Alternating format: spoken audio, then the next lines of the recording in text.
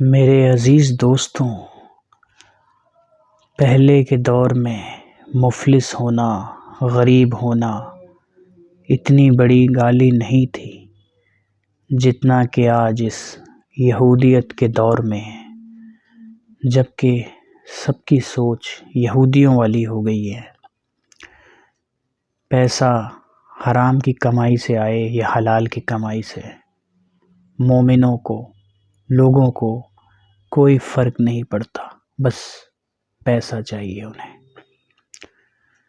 اگر آپ کے اعمال بھی اچھے ہیں، آپ جانتے ہیں اس بارے میں اور آپ کا رب جانتا ہے، لیکن لوگ آپ کو آپ کی حیثیت اور آپ کی دولت کی وجہ سے ہی آپ کے قریب آئیں گے، آپ سے بات کریں گے، آپ سے سلسلے رکھیں گے، آپ سے ملیں گے۔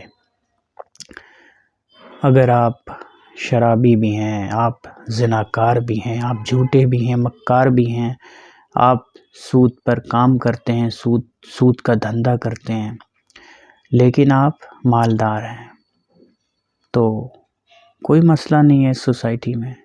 آپ کی ہر بات مانی جائے گی، آپ کا رشتہ بھی اچھی جگہ ہوگا اور ساری چیزیں ہوں گی۔ لیکن اگر آپ غریب ہیں مگر آپ سچے ہیں، آپ کے اندر صداقت ہے، سچ کہنے کی طاقت ہے، لیکن آپ کچھ نہیں کر سکتے اس دنیا میں۔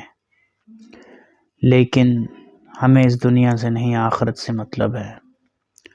خیر، ایک شعر سناتا ہوں کہ مفلسی سب بہار کھوتی ہے، مفلسی سب بہار کھوتی ہے، مرد کا اعتبار کھوتی ہے۔ السلام علیکم دوستوں۔